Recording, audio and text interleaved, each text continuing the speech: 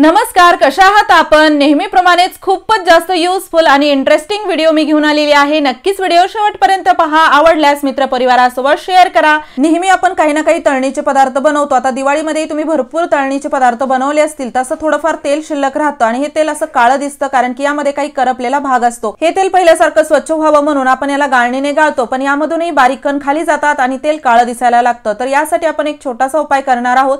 घरामध्ये स्वच्छ असा थोडासा कापूस घ्यायचा आहे। गाळणीमध्ये हा कापूस असा ठेवून द्या आणि त्यानंतर हे तेल असं गाळून घ्या। यामुळे आपलं जे तेल आहे खूप छान स्वच्छ पहिल्यासारखं आपल्याला भेटतं। कापसामुळे अगदी छोट्यातला छोटा कण देखील खाली जात नाही। खूप छान अगदी आपलं जसं पहिल्यासारखं तेल होतं तसंच आपल्याला मिळतं। नक्की तुम्ही पण हा उपाय करा आणि कापसामध्ये जे थोडंफार तेल राहतं ते आपण पिळून काढू शकतो। नक्कीच तुम्हाला यामुळे भरपूर फायदा होईल, कारण की तळणीचे पदार्थ तळल्यानंतर भरपूर तेल शिल्लक राहतं। माझं तरी इथे थोडंच हे तेल होतं, पण भरपूर तेल असं वाया घालण्यापेक्षा किंवा चपातीवर लावलं तर दिसायला चांगलं दिसत नाही।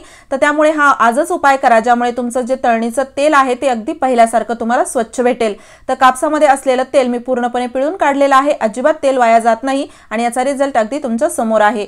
यानंतरची आपली टिप आहे, आपण नेहमी देवघरामध्ये जो दिवा लावतो किंवा आता दिवाळीमध्ये आपण भरपूर दिवे लावतो, त्या ठिकाणी पहा जिथे आपण दिवा ठेवतो ती जागा तेलकट होते, कारण की याची जी वात आहे ती दिव्याला चिटकलेली असते आणि त्यामधून थोडं थोडं तेल खाली भिंतीवरती जातं। तर असं होऊ नये यासाठी आपण वापरणार आहोत काटेपिन। तर इथे आपल्याला काटेपिन अशी वाकडी करून घ्यायची आहे। नेहमी देवघरामध्ये तुम्हाला हा खूप जास्त कामी येईल उपाय।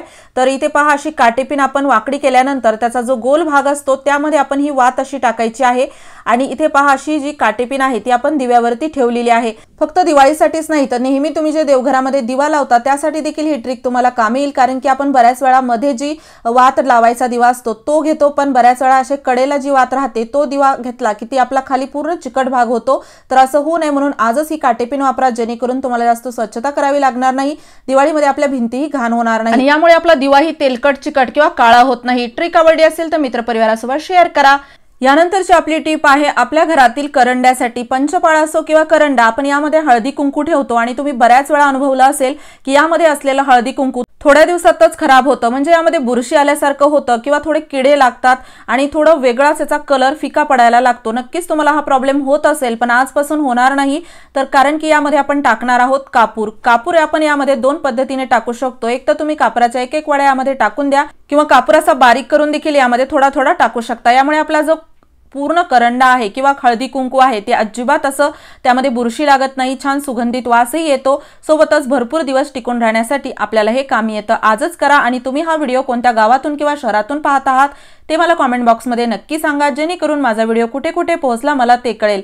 आणि मला हेही कमेंट बॉक्समध्ये सांगा की हा हळदी कुंकवाचा प्रॉब्लेम तुमच्यासोबत होत होता की नाही या अगोदर। यानंतरची आपली टिप आहे हँड ग्लोव्ज साठी। आता हेअर डाय साठी आपण जेव्हा हँड ग्लोव्ज असे घेतो तर हे खूप जास्त असे लूज असतात, कारण की छोट्या मोठ्या हातांना यावे म्हणून ठीक असतात, पण आपल्या हातांनाही खूप जास्त असे लूज वाटतात आणि हे असे लूज हँड ग्लोव्ज आपण जेव्हा हातामध्ये घालतो त्यावेळेस काय होतं, जेव्हा आपण डाय करतो किंवा हँड ग्लोव्ज घालून इतर काही काम करायला गेलं तर ते सारखं सारखं असं पुढे येतं। तर असं होऊ नये यासाठी आपण याला असं व्यवस्थित पकडून खालचा जो भाग आहे तो फक्त आपल्याला असा ओढून घ्यायचा आहे। पातळ ही पॉलिथिन असते त्यामुळे अगदी सहज ओढली जाते आणि असं ओढल्यामुळे हा जो भाग आहे तो लांब होतो आणि थोडासा टाईट होतो। नक्कीच तुम्ही बोटांना देखील ही ट्रिक वापरू शकता। जर बोटांना पण खूप जास्त हँड ग्लोव्ज लूज होत असतील तर तुम्ही याला असं ओढून घ्या आणि आता पहा याला जेव्हा आपण हातामध्ये घालतो तर खालचा भाग किती जास्त लूज वाटत होता, अगदी हातातून गळून पडेल की काय असं होत होतं, पण आता पाहू शकता हे व्यवस्थित असं आकारात आलेला आहे आणि टाईट बसतं। यासोबत काम करायला देखील खूप सोपं जातं।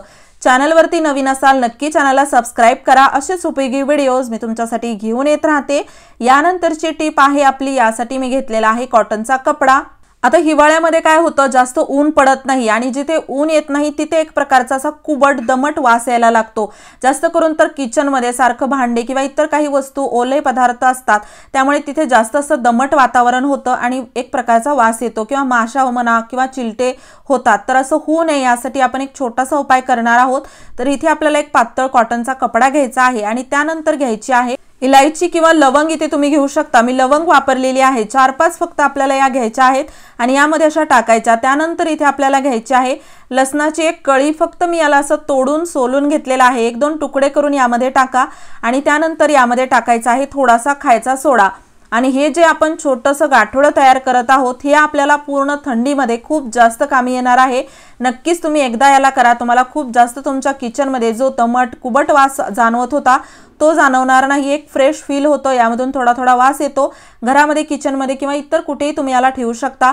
अगदी किचनची जी खिडकी असते त्याला जरी एका कोपऱ्यात अडकून ठेवलं तरीही चालेल।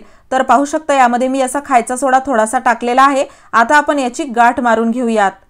पण लक्षात ठेवा, इथे कॉटनचा किंवा इतर कोणताही कपडा तुम्ही जो घेत आहात तो पातळ असला पाहिजे, जेणेकरून त्यामधून या वस्तूचा थोडा थोडा वास बाहेर आला पाहिजे, याची काळजी घ्या।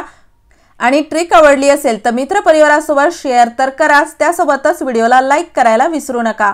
तर आता हे जे छोटंसं गाठोडं आहे ते मी किचनमध्ये खास करून ठेवणार आहे, कारण की बाकी ठिकाणी तर जास्त ओलसरपणा नसतो, पण किचनमध्ये आपल्याला हा प्रॉब्लेम जाणवतो। यानंतर पहा, आपल्या घरामध्ये असे भरपूर पाकिट असतात ज्याला की आपण हाताने असं काढू शकत नाही, कात्री यासाठी आपल्याला कट करण्यासाठी लागते। पण बऱ्याच वेळा काय होतं, कात्री आपल्या जवळ नसते किंवा शोधाशोध करावी लागते। अशा वेळेस तुम्हाला कामी येणार आहे नेल कटर, जे की आपल्या सर्वांच्याच घरी असतं। फक्त नेल कटरने आपण हे जे पाकिट आहे त्याला असं तोडू शकतो, कात्रीची तुम्हाला गरज लागणार नाही। या अगोदर तुम्ही फक्त नेल कटरचा उपयोग नख काढण्यासाठी केला असेल तर हा देखील एक उपयोग करून पहा, तुम्हाला भरपूर फायदा होईल। कारण की छोटीशी गोष्ट असते पण वेळेवर नाही भेटली की भरपूर आपली धावपळ होते, वेळ जातो। तर असं होऊ नये म्हणून तुम्ही एखाद्या दुसऱ्या गोष्टीला देखील वापरू शकता स्मार्ट पद्धतीने। तर इथे तुम्ही रिझल्ट पाहू शकता याचा, अगदी सहज हा भाग कट होत आहे, नाहीतर हे पाकिट हाताने तर कट झालंच नसतं। तर हे खूप जाड पाकिट आपण नेल कटरच्या मदतीने सहज अशा प्रकारे कट केलेला आहे। यानंतरची आपली टीप आहे, आपल्या घरातील जो तवा असतो, आता हा जो दोशाचा तवा होता तो मी आता चपातीसाठी वापरत आहे, कारण की यावरती दोशे व्यवस्थित होत नव्हते। पातळ तवा आहे, चपात्या देखील लवकर होतात। पण पाहू शकता यावरती काय एक लेयर अशी जमा झालेली आहे।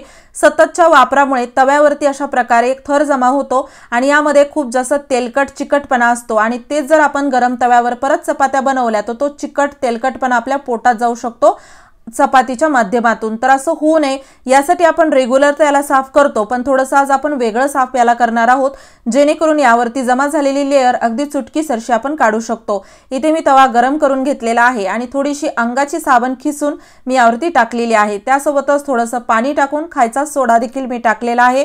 तर जो पण चिकटपणा तेलकटपणा असतो तो पूर्णपणे निघून जातो। त्यासोबतच आपल्याला इथे जमा झालेला हा जो थर आहे तो देखील काढायचा आहे।